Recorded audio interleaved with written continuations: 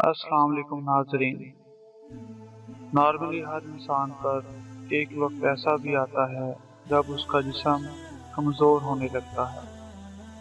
اسے اپنے بچپن کی طرح پھر سے کھانے پینے اٹھنے بیٹھنے کے لیے کسی کی محتاجی کا سامنا کرنا پڑتا ہے۔ یہ ایک ایسی حقیقت ہے جس سے ہم لوگ انکار نہیں کر سکتے۔ جی ہاں، میں بات کر رہا ہوں بڑھاپے کی۔ چلیے آج کے ایک دلچسپ واقعے کی طرف بڑھتے ہیں۔ ایک لگژری کار میں ایک عمر رسیدہ عورت بیٹھی تھی۔ گاڑی روانگی کے ساتھ اپنی منزل کی طرف گامزن تھی۔ گاڑی کا ڈرائیور، جو کہ ایک نوجوان تھا اور اپنے کام میں بھی ماہر تھا، گاڑی کو بھیڑ بھاڑ میں سے بہت آسانی کے ساتھ نکال کر لے جا رہا تھا، مگر پچھلی سیٹ پر بیٹھی بوڑھی عورت کو لگ رہا تھا کہ ڈرائیور گاڑی کو بہت تیز چلا رہا ہے۔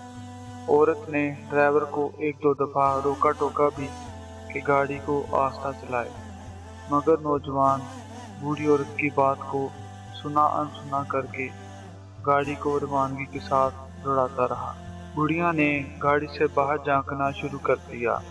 اس کی نظر باہر کی دنیا اور غریب لوگوں پر پڑی، جسے دیکھ کر عورت نے ٹھنڈی آہ بھری اور دیکھتے ہی دیکھتے وہ اپنے ماضی کے حسین دنوں میں کھو گئی اور اپنے گزرے ہوئے وقت کو یاد کرنے لگی۔ پھر اسے اپنی جوانی کے وہ واقعات پے در پہ یاد آنے لگے کہ کس طرح وہ ٹائٹ جینز پہن کر اپنے ہاتھوں میں کتا اٹھائے اپنے بوائے فرینڈ کے ساتھ پارٹیز میں آیا جایا کرتی تھی، کیونکہ کتا اور بوائے فرینڈ کا ہونا فیملی اسٹیٹس اور روشن خیالی تصور کیا جاتا تھا۔ اسے یاد آ رہا تھا کہ کس طرح اس کا معصوم بچہ ماما ماما کرتا اس کے پاس آ کر کوئی فرمائش کرتا تو وہ اس کے جواب میں نوکروں کی ڈیوٹی لگا دیتی اور کہتی ڈونٹ ڈسٹرب می۔ اسے یاد آ رہا تھا کہ اس نے اپنے بچے کو انگلش میڈیم میں تعلیم دلوائی اور ہر ماہ ہزاروں کی فیس دیا کرتی تھی۔ اسے یاد آ رہا تھا کہ اس نے اپنے پی اے پرسنل اسسٹنٹ کو اس کے انجینئرنگ یونیورسٹی میں داخلے کے لیے ساتھ اپنی کرولا کار بھیجی تاکہ لوگوں پر اس کا روب پڑے۔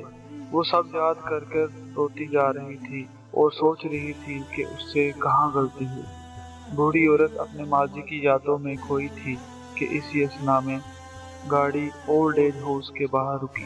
نوجوان ڈرائیور نے اس بڑھیا کو اس کے بیٹے کے حکم کے مطابق اسی اندر داخل کیا، فیس بھری اور گاڑی میں بیٹھ کر واپس چلا گیا۔ اس وقت بڑھیا کو لگا کہ جیسے اسے فالج ہو گیا ہو اور اس کے قدم جیسے زمین میں گڑ سے گئے ہوں۔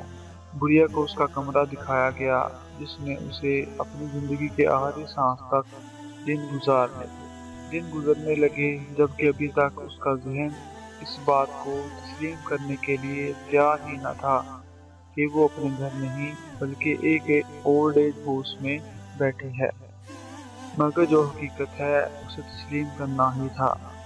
دن گزرتے گئے، وہ چپ چاپ بیٹھی رہتی اور گھنٹوں اپنے ماضی کی یادوں میں کھوئی رہتی۔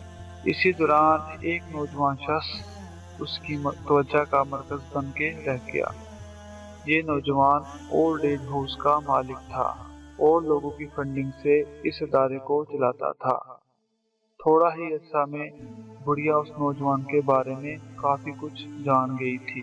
وہ انتہائی پرنور بارش شخص اپنی ماں کو جی جان سے چاہتا تھا اور اس کا بہت خدمت گزار بھی تھا۔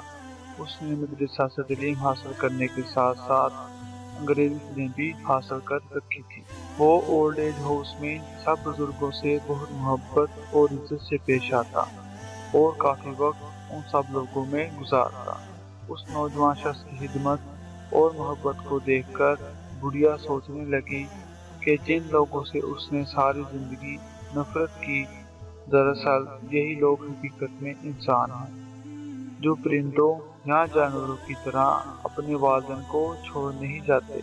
بڑھیا جب بھی اس نوجوان کو دیکھتی تو گہری سوچ میں چلی جاتی اور سوچتی کہ کاش میں مسلمان ہوتی، نہ کہ ایک لبرل سیکولر انگریز۔